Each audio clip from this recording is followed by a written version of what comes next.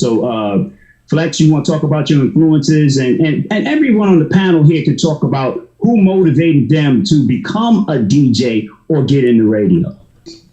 Well, I can say for me, now if you want to talk about radio, that's a little bit different.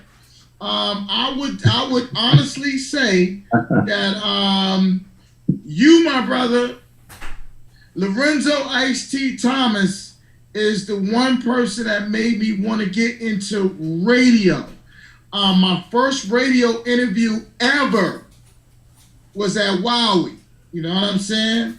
In Norfolk. And that was my first radio interview ever. And I didn't know what to expect. And I will tell you this. Coming into that interview, I had no respect for radio jocks. I thought y'all was, y'all some different, some BS. And y'all ain't no real DJ. You don't get in the club. You don't know what's going on. You ain't no real DJ. You're just on there playing record CDs or whatever y'all playing and blah, blah, blah. Until I went and got on your show.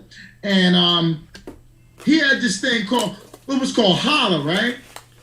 No, it wasn't. It was kind of like a bit that I did. What you remember was one of the phone callers was hollering. Right, but let me explain it then. Right.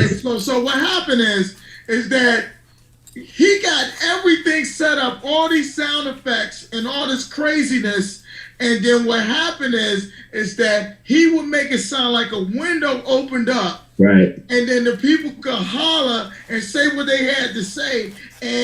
But the thing about it is watching all the technical stuff that Lorenzo had to do to make this joint happen to sound incredible. And I was blown away. I was like, yo, how are you doing this? And I mean, because he had like 5 different elements going at the same time. And this is time when you had to do, you're doing reel-to-reels, and you doing parts, and you doing everything. It was crazy. Yeah. I was blown away. And then that gave me my love for being on the air and wanting to do radio. And I thank you, my brother. Thank you. Man, that you showed me something that I never saw before and I didn't respect.